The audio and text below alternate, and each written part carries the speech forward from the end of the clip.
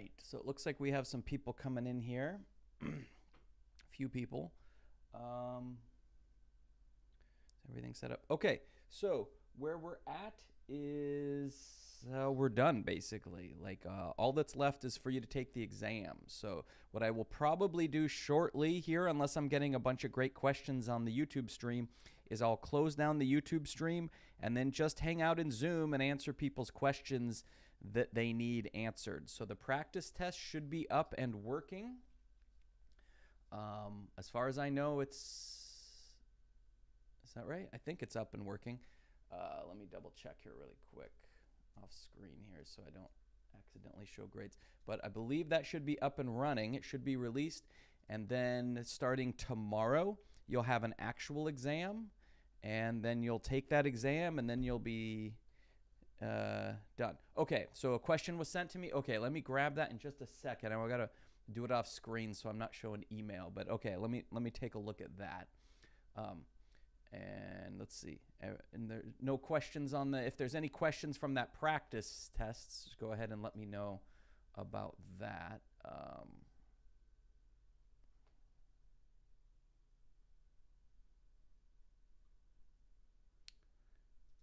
Is the practice test up? Where is it? Oh yeah, I called it. I named it poorly. Let's see.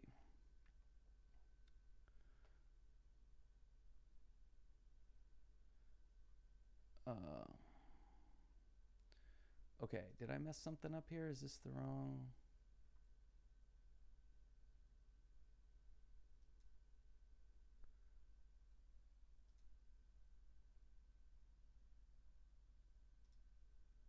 Yeah, okay, that's right. So let's see. Why am I getting confused here?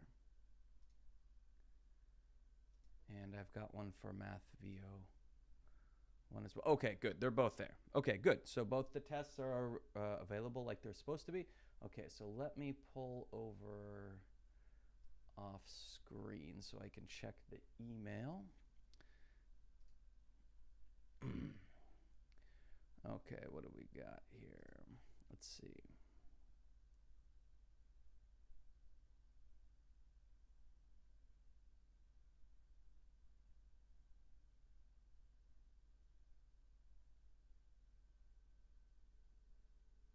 Oh, so there's a question about checking your grade. So it's, I think maybe that was my other class. I got that question yesterday. It's tricky for me because as a teacher, it shows me a different view. I just got out of the shower. My hair's all weird. It shows me a different view than students have. So off the top of my head, I don't actually know. When it gives me the student view, it just shows me the assignments that need to be done. But it, there should be in there a portion where it shows you your grade with like an overall grade, I would think. It's just, it's been a while since I saw a student's spot because it doesn't give me, like for me, I can look at everyone's grades. In fact, they changed their interface, so it might be harder to find. Now it's got this thing called grade table for teachers. So if you want, you can hop into, so I'm not sure. If someone wants to hop into Zoom and do like a share screen, maybe after class, so we're not like transmitting your grade data or whatever, I'm happy to kind of help you look around in there and find it. But off the top of my head, since I don't have access to the student screen, I don't remember what it looks like for the overall student grade. I know on my thing it gives an average. It gives an average score for the students, which is just the overall score for students. So I don't. So I'm not sure. Oh, and there was also, let's see, I didn't see the one for how to solve a problem. Let's take a look at that. Okay.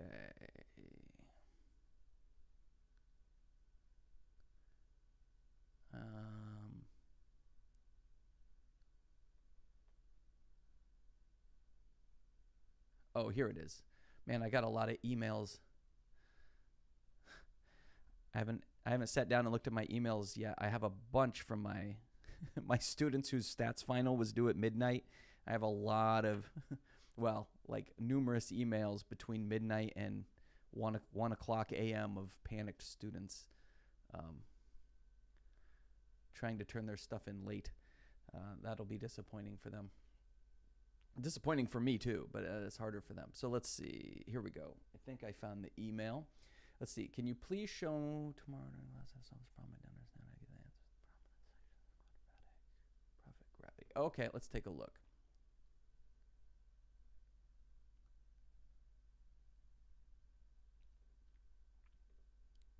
Oh, okay. Yeah, there's a great question. Let's take a look at that. So, let's take a look here. So we've got, where am I?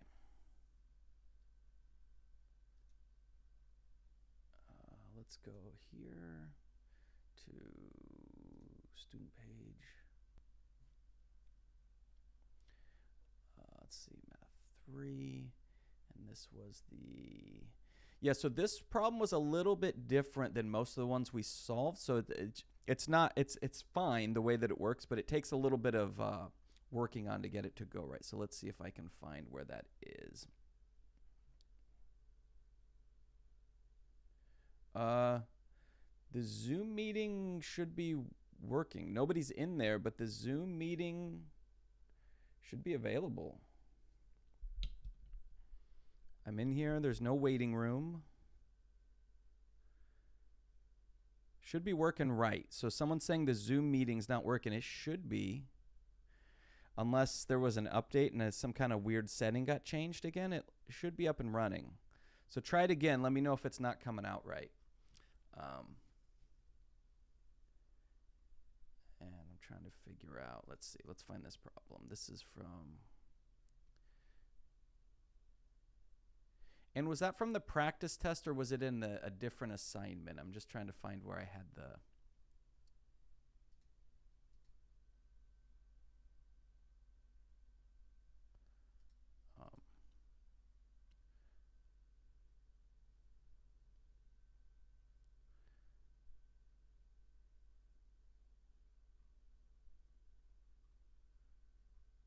was it up here?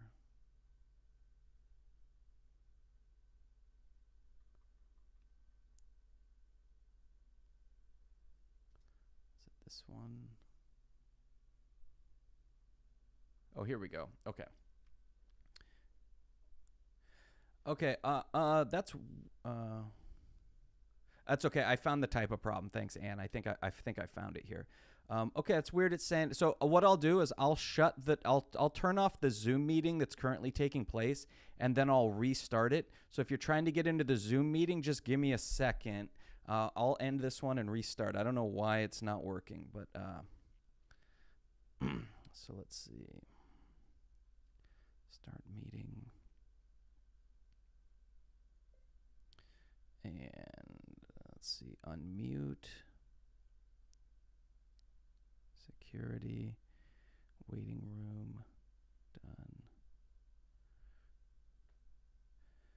Done. Pizza Man, is it letting you in now? Should let you in now, hopefully. I guess you'll show up when it lets you in, right?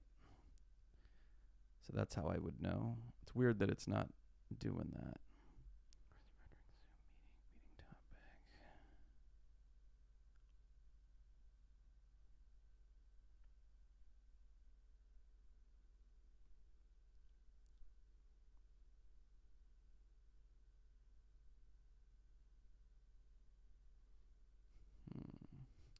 Let me close this and see. There's a setting at the beginning.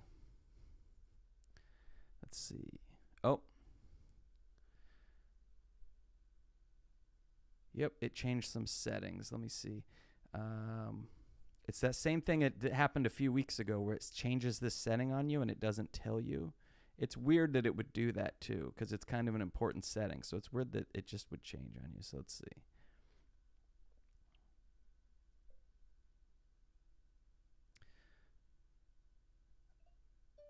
There we go. There we go. Okay.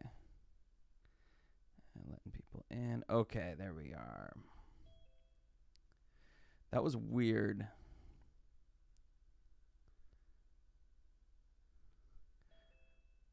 All right, we got it. Okay, thanks, Pizza Man, for letting me know. So now we can fix it, and people are getting in there. So it's weird. There's this setting that they have where, so there's a personal ID that I have for my meetings, and I can use that automatically. Otherwise, what it does is I have to use a different link every single time I start a meeting. It's like a different link, which is a huge pain, right? If you just think about that organizationally, both from my standpoint and the student standpoint, that would be very difficult because I would have to get you a new link every time we were going to have a Zoom meeting. So it has an option where it just uses the same link every single time. But every so often it changes that setting to off so that if people don't have the link, they can't get in. It's totally weird that they would even do that. Can I get everyone to mute here? Mute all. So it's weird that that's even a setting, but thanks, Pizza Man, for pointing that out so that we could fix that. Appreciate it. Okay, so to the problem at hand. So here's the problem. In fact, I just won't show it. Here's our problem. Nope, that's not what I wanted. A rocket is launched from a tower. The height of the rocket, y, in feet, is related to the time after launch, x, in seconds, by the given equation. Using this equation, find out the time at which the rocket will reach its max to the nearest 100th of a second. Okay. So, this is a little bit to this problem. There's a couple of steps. So if you're a little confused, that's totally reasonable, right? So let's take a look here. There's a couple of ways we can do this. So what was it? It was, let me just close that. I don't know if it's going to let me copy paste this, but let's see. Almost.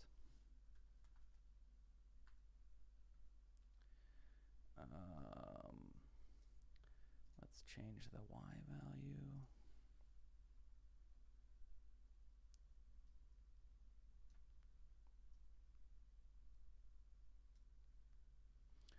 Okay, so this is the arc of a football or something, was it? A rocket. A rocket is launched from a tower, so it's going up. And the height of the rocket, which is our y variable, is related to the seconds since launch, which is our x variable. So that means when we're looking at this picture, the horizontal is time, and the y is height. Okay, so the let's see. I'll work through it and see if we can do it without a calculator. It depends how these numbers come out. So the x-axis is our time. The y-axis is our height. So there's a few things we can notice here. One, at time 0, the thing already has some height. Well, that's kind of weird, right? Oh, except we go back and it says, oh, it was launched from a tower. Okay. Well, notice in the problem, they don't tell us how tall that tower is. I'm giving you some additional information, not just how to solve this exact problem, but how to understand the problem so that you can work on that in the future. When you do other similar but different types of problems. So for instance, we can actually determine that the height of that tower is 78. How do I know that? Well, that's the point right here. At time 0, it's 78 feet tall. You can see that if you plug 0 in here for x, you get y equals 78. So that means it was launched from a height of 78 feet. You oftentimes will see this problem written a little bit differently where it says, when does the rocket hit the ground? Well, when does the rocket hit the ground? Well, that's over here when it's at 0 feet, right? So then you just figure out what the x value is over here. You would solve the equation using the quadratic formula. You would get some number, which in this case is about 11.3. That's how you would do that problem. If they said, when does the rocket hit, how long till the rocket hits the ground? You'd say, oh, 11.3 seconds, because this represents when the rocket's hitting the ground. Okay, so I've answered some questions here, but not the questions you asked, right? I've asked, we'll do that in just a second, but I'm answering some other questions so you can kind of see how this graph makes sense. Okay, here's our parabola, and parabolas are used a lot of times for anything that involves gravity. If you have a problem being dropped in free fall, or launched into the air, or you take a physics class where there's a lot of things being thrown. If gravity's involved, a lot of times you end up with these quadratic equations, which then have a parabola that then you can then work on. Now, that's not what they gave us. They asked us, so I kind of gave you some background. The question they asked was when it will reach its maximum. Okay, so I think there's two ways to solve this problem, and there's an easy way, and I believe we covered it pretty quickly, but it's like everything in this class we covered pretty quickly. So if you don't remember, it's don't worry about it. It's easy to miss some of this stuff. So what happens is they want us to know the time when the rocket will reach its maximum. Okay, so the maximum is what we call the vertex right here. This is the vertex, and we can kind of see by cheating it's going to be about 5.4 seconds, right? Basically halfway through the thing's flight. Not exactly half because it's starting from a height already. But this is not the kind of answer we want. 5.438 is likely an approximation, a rounding. We want the exact value. So how do we get the exact x value for this vertex? Every parabola has a vertex, and it's either a maximum or a minimum. If we flip this parabola upside down, it'd be a minimum. So you have problems where you can like maximize profit or minimize cost or, you know, different things like that. So we want to know what's this value right here. So the, do I have this over here? Yes, I do. Let's grab that and put it here. So let's see. So in this case, we want to use the formula that x equals negative b over 2a. That formula, x equals negative b over 2a, is specifically for this type of problem that we're looking at. Okay, so you have other formulas, quadratic formula and other things you've learned. This is specifically for the vertex of a, let me write that in there. So vertex of a parabola. So what we have to do is figure out what the x value of the parabola is, and then you might go, this is a response I get a lot, and like, great, do we have another formula to figure out the y value of the vertex? No, you know how to find a y value when you have an x value. So once you have the x value, the rest is easy. You just plug the x that you get into your equation, and you get the y value. Why would you need to know the y value? Well, what if the question here had been, instead of saying, find the time at which the rocket will reach its max, the question could easily have been written to say, what's the maximum height the rocket will reach? In that case, you would be wanting to get the y value, not the x value. In our case, they asked us about time, and we know that time is, in this case, given in the x value is representing time, the y is representing height. But they could easily switch that question around and say, what's the maximum height? And then you'd give the y value. So the way we would get the x value for this, let's see if I can copy it over again. Let's see if that'll work out. Probably not, but let me try.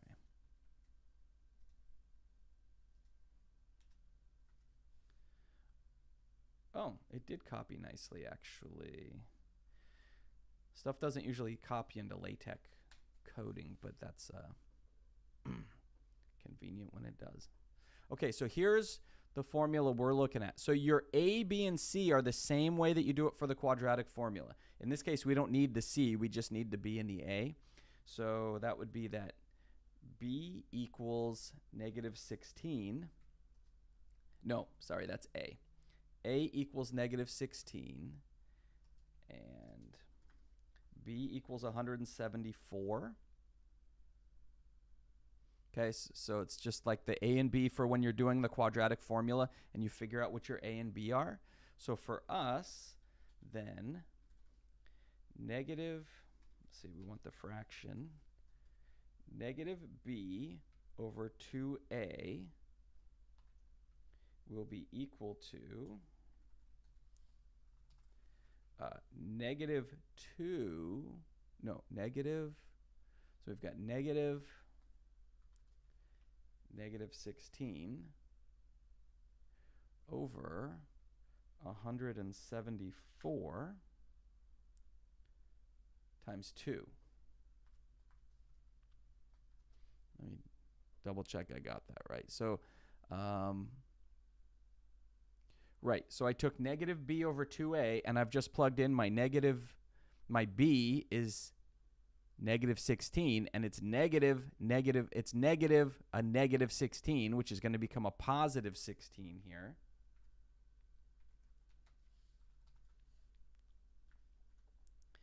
And then what's 2 times 174? Let's see, still doable without a calculator, but for the sake of time, I'm going to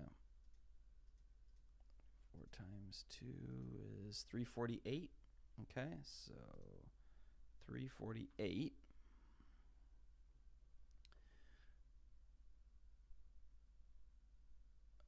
Wait, something's not right here.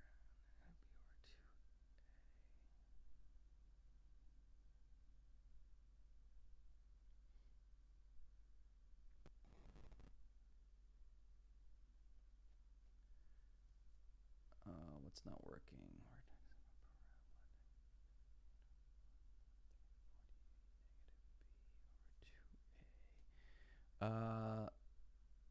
Yeah, 174 is our, oh, because I have them backwards. Right, okay, sorry. I've got my values backwards. For some reason, I keep switching up my A and my B and putting them in the wrong place. So sorry, let me take a step back, but I knew something wasn't coming out right.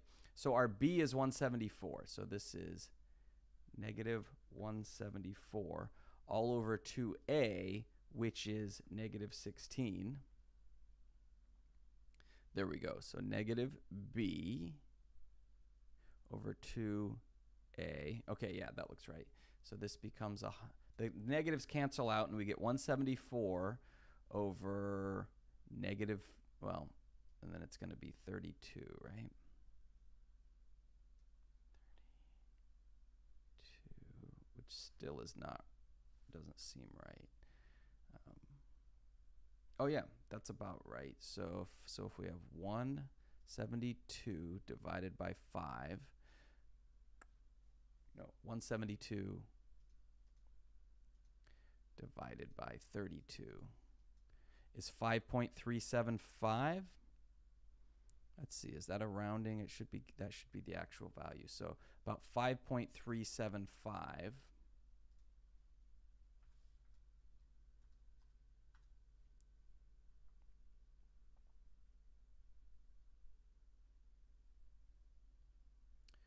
Why is it 5.4? Let's see. So let's 5.375. So for the one that we did here, did we do it right? 174, 78. Let's see. What did I get? 5.375? Okay, let's try it. So 5.375.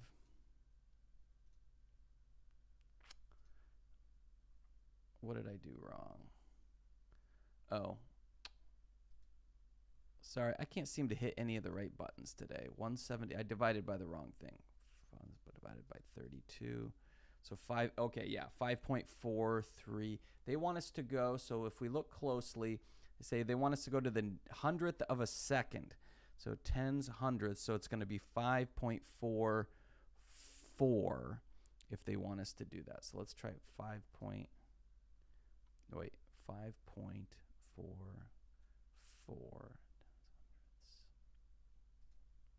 Okay, whew, got it right that time. So, yep, so you can see they did the same thing with the picture. They didn't really give the math, so that's not a very helpful solution they're giving. They're just saying time is the x value, so find the x value here, although they didn't tell you how they calculated it. But it's the same idea as what we did after all my, sorry if it was confusing there that I was making a couple typos. I was trying to look at a few things at once and going back and forth between the screens, and I was getting myself confused, but we finally got there. So to recap, we've got 100. This is incorrect. It's going to be 5 point. 5.4375. So once I get these in the right place, do the division, you get about 5.4375, and then you round to the appropriate place. Okay, so sorry about that confusion there. It took me a minute to kind of get my bearings in the problem. Okay, so is there, since I probably confused some people during that, is there any follow-up questions to that problem? Like questions about how I did this, since I made it more confusing than it needed to be?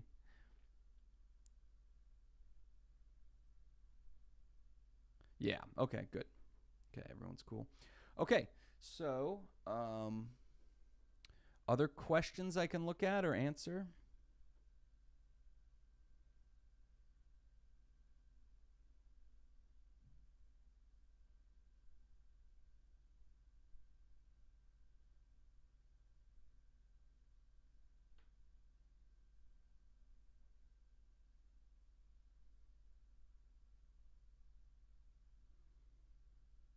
No? Okay, then what I think I'm going to do, unless there's questions coming, is I'm going to turn off the YouTube stream, but I will leave Zoom open for the remainder of the time that we have class, which is about 20 more minutes approximately. So I'll just be sitting there with the Zoom meeting open, and I'm glad people caught that, because I might not have caught it later if it wasn't during class. So I'm glad we fixed that Zoom meeting.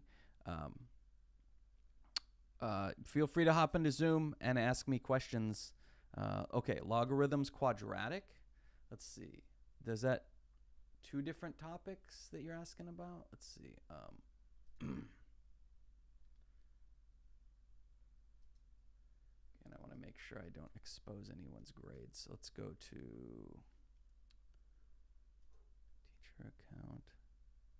The exam should become live tomorrow. So you should be able to work on that exam tomorrow. If it's not up tomorrow, email me. It means I have a setting wrong somewhere, and I can fix that and get it taken care of. Let's see, where am I?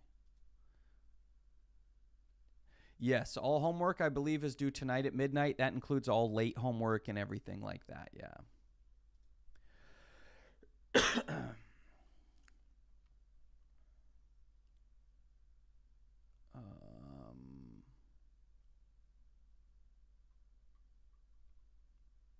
Oh, solving logarithmic equations quadratic. Okay, I got it.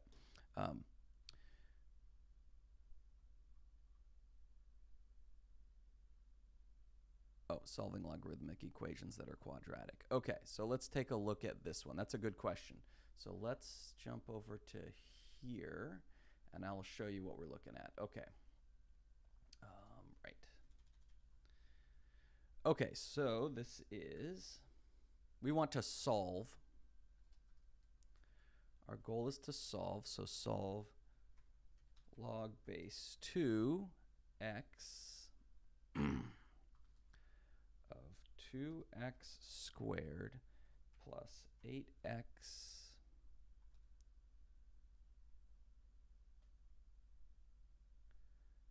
minus 6 equals 2. Okay, make sure I'm getting this right so I don't end up confusing anybody more than I did in the last problem. Okay, log 2x, we're going to square that. We get this. Okay. So, what I would do here, looking at this, what I would do is I would convert it to that exponential form. So this is a great example of when we started the chapter on logarithms, I told you, like, when in doubt, convert to that exponential form. That's pretty much every single time that I'm looking at a logarithm and I'm like, I don't remember what I'm supposed to do here. I see, does it make sense to convert it to that exponential form? And the answer is almost always yes. And then you can work on it. I can't show the board on the Zoom meeting. There's a request about the Zoom meeting because it's a different device, so I can't share the computer screen with the iPad. But it is still it is still showing up on the YouTube stream if you want to watch it in there.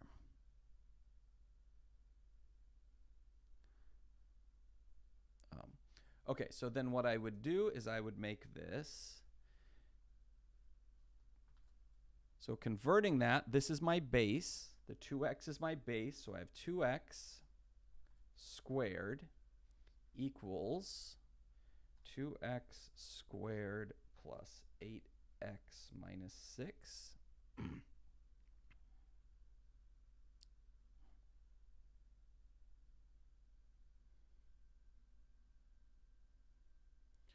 Okay, so what I would do now that now the nice news is it's not a logarithm anymore. So that new confusing thing of logarithms, we don't have to worry about it, taken care of. But now we have this big quadratic equation we have to deal with. So now your goal is to just solve that quadratic equation. Worst case scenario, you'll use the quadratic formula. So our next step becomes 4x squared equals 2x squared plus 8x minus 6. So 2x times 2x is 4x squared. So I'm taking care of that. Now our goal is to get 0 on one side, right? So if I subtract, let's see, probably I want to get everything on the left. So if I subtract 2x from both sides, I'm going to get 2x squared. And then why don't I just subtract the 8x and add the 6 at the same time? Make sure I'm not getting ahead of myself here. Subtract 2x minus x squared because it's 0. Okay, so all I did was I subtracted everything on the right. So that way I could get this thing on the left. So 4x squared minus 2x squared is 2x squared. Subtracting 8x gives me negative 8x. Subtracting 6 gives me negative 6. If anyone's confused by that because I did a couple steps at once, feel free to ask. But it's just that repetitive use of subtract the same thing on both sides of the equation. So should hopefully follow along. But if you didn't, ask me about it and we'll look at it. Now I have to figure out if I can solve this thing. Let's see. Can I get it by factoring? Let's see.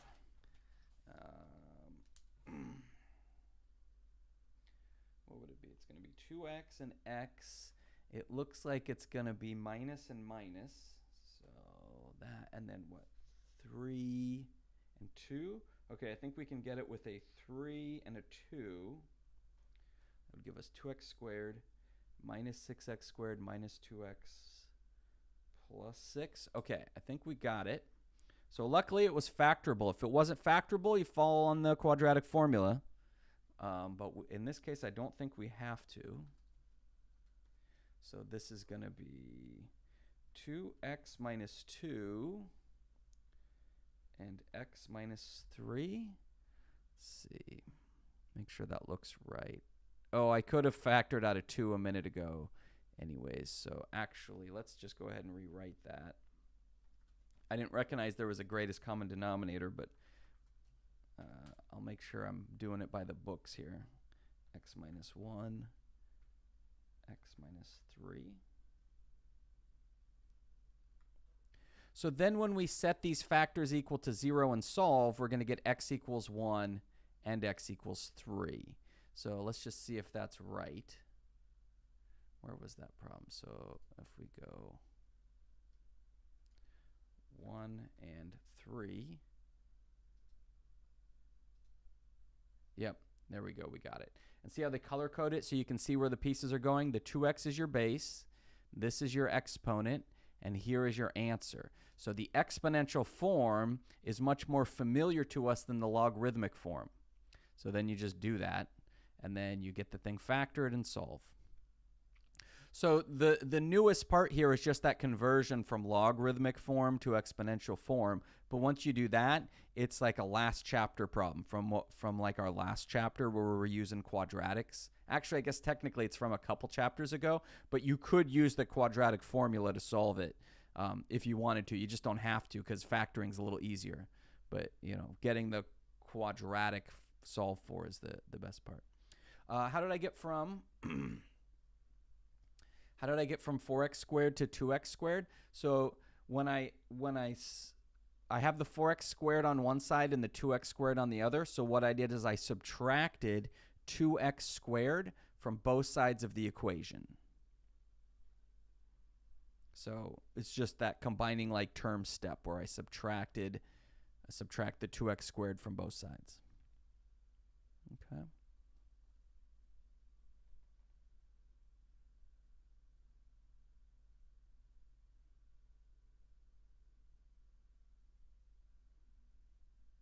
All right. Yeah, these are both the questions that have been asked today are excellent questions to go over. So I'm glad you asked those, because those are definitely good ones to look at. Other questions I can look at for you?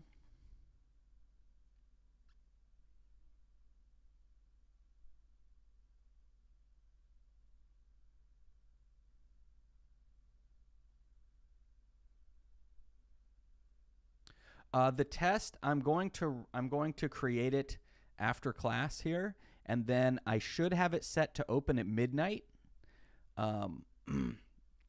The test should open at midnight. So if someone gets on tomorrow morning and the test is not there, let me know, because it means that I messed up this open date or something, and I'll fix that as soon as I can. But I don't want days to go by where people are like wondering where it's going to show up. Should be there in the morning. Okay. Should be there tomorrow morning for you. How long it is, I don't know. It's hard to know until you actually create the things. But I don't generally try to have multiple problems of the same thing on a test.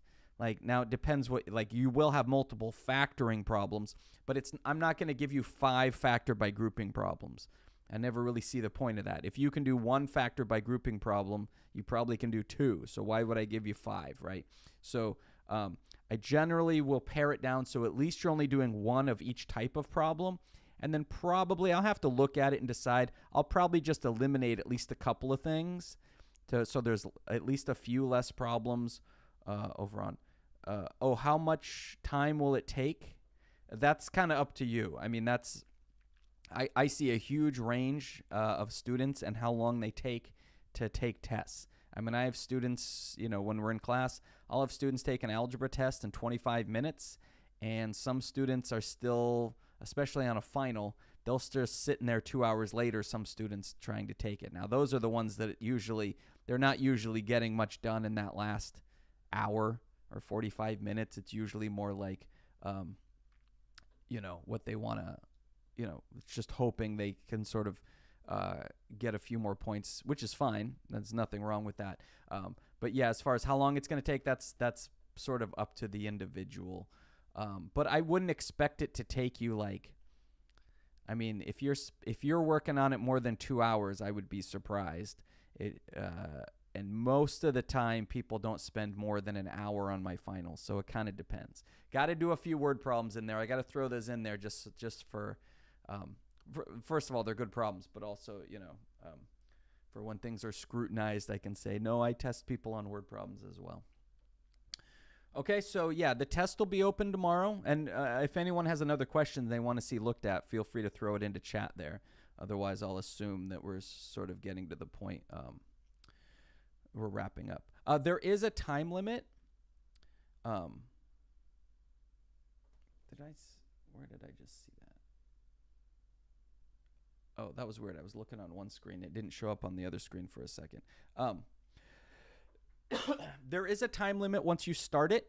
So, yeah, that's a good question, because I think when we took the midterm exam in here, the settings were different because my account had expired like that week and it didn't notify me. And then some of your options go away. Since I didn't have a paid account for a few days because it didn't tell me, hey, you better renew your subscription.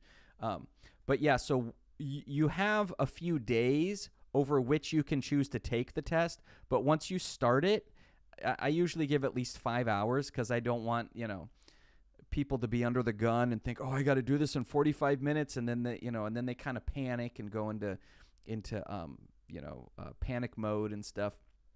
Don't really want that. I want to give you plenty of time to work on it, but I can't give you a week to work on it. So once you start it, there's a time period. It'll be at least 5 hours. Yeah, it might be 8 hours like the midterm.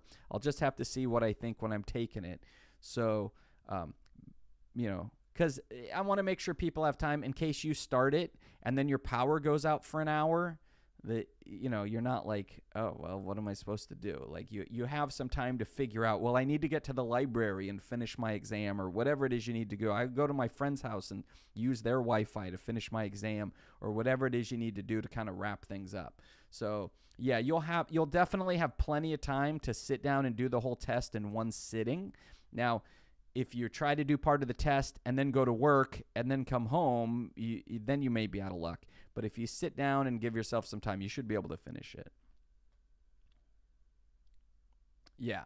So you should be able to set yourself up. You're not going to have distractions or other responsibilities. You have a few hours where you can sit down and do it. Hopefully you get it done in an hour, and then you can, go start your vacation or extra shifts at work or whatever it is you do when school's not in session, and you can go do that kind of stuff and get into that. Okay. Yeah, these are all good questions. So good work. I see a lot of students stuck around, and they really are still putting in the effort to finish this class strong. If that's you, good work. Finish strong here. Get that passing grade, and you won't have to worry about intermediate algebra ever again. And, give yourself a pat on the back. Math is one of those things. Math is usually the number one thing attributed to, at least as far as that the school can control, why people don't finish college, right? There's other things in people's lives and finances and the high cost of college and stuff why people don't finish college. But as far as like coursework, math is the number one cited reason that people didn't get their degree.